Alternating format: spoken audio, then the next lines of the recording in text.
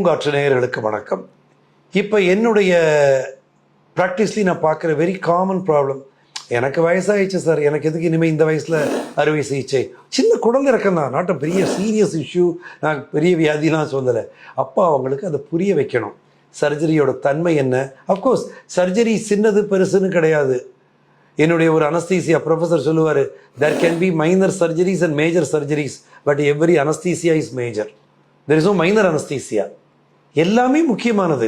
ஆனால் அந்த எல்டர்ஸ் புரிந்து கொண்டு கோஆப்ரேஷன் கொடுக்கலைன்னா அறுவை சிகிச்சை பண்ணுறதுல வேஸ்ட்.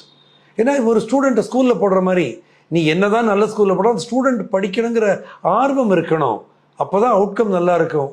பெற்றோரோட ஆர்வத்துக்காக மட்டும் குழந்தை ஸ்கூலுக்கு போனால் உருப்படாது எதுவானாலும். அதே மாதிரி கடைசியில் what matters is the patient, not the family members.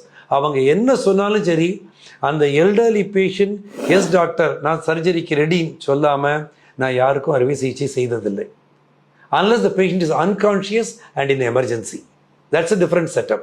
Otherwise elective surgeries plan பண்ணி பண்ணும் பொழுது அந்த எல்டர்லி பீப்புளுக்கு புரிய வச்சு அன்பாக பேசி பாசிட்டிவாக அவுட்கம்மை சொன்னால் இன்வேரியபிளி எல்லாருமே ஒத்துக்கிறாங்க. நோன்னு சொல்கிற பேஷண்ட் நான் இதுவரை பார்த்ததில்லை. தவறு ப்ராபப்ளி நம்ம யங் அடல்ட்ஸ் மேலே தானே தவிர எல்டரில் சொல்ல வேண்டிய அவசியம் இல்லைன்னு நினைக்கிறேன் நான். மேஜர் ஃபியர்ஸ் என்ன டாக்டர் இந்த ரெஃப்யூஸ் பண்ணுறதுக்கு? மேஜர் ஃபியர் ரொம்ப ரெண்டுங்க. எனக்கு வயசாகிடுச்சு, அறுவை சிகிச்சை இவ்வளவு காஸ்ட்டாக இருக்குது, நான் என் பிள்ளைங்களுக்கே இந்த பேர்டனை கொடுக்கணும். அப்பையும் அந்த எல்டர்ஸோட கவலை அவங்க குழந்தைகளை பற்றி, எனக்கு போய் இவ்வளோ லட்ச ரூபா செலவழிக்கணுமா, நான் இன்னும் 2 வருஷம் இருக்க போகிறேனோ 6 மாதம் இருக்க போகிறேனோ, என் பிள்ளைக்கு அந்த பணம் போய் சேரட்டுமே. சொல்லப்போனால் அவங்களுடைய அந்த சாக்ரிஃபைசிங் உள்ளத்தை பார்த்தா நமக்கு கண்ணில் தண்ணீர் வந்துடும். அப்போ தான் குழந்தைகள் அவங்க வசதி வாய்ப்பை பொறுத்து, இப்போ வசதி இல்லாதவர்கள் கண்டிப்பாக கவர்மெண்ட் ஹாஸ்பிட்டலுக்கு போகலாம். நம்ம தமிழ்நாட்டை பொறுத்தவரை government hospitals are doing excellent job. நம்ம என்னென்ன அறுவை சிகிச்சையெல்லாம் ப்ரைவேட்டில் பண்ணுறோமோ அழகாக அவங்களும் பண்ணுறாங்க. என்ன கூட கொஞ்சம் க்யூவில் நிற்கணும், நினச்ச நேரத்துக்கு உடனே நடக்காது, அவ்வளோதான். ஆனால் நம்ம கவர்மெண்ட்டை பொறுத்தவரை எந்த அறுவை சிகிச்சைக்கும் தடையும் கிடையாது, குவாலிட்டியில் கம்மியும் கிடையாது. அதனால் அறுவை சிகிச்சை வேண்டான்னு முடிவெடுக்க வேண்டிய அவசியம் இல்லைங்கிறது என் கருத்து. If finance is the issue, ஆனால் moral support and love and affection the family should give.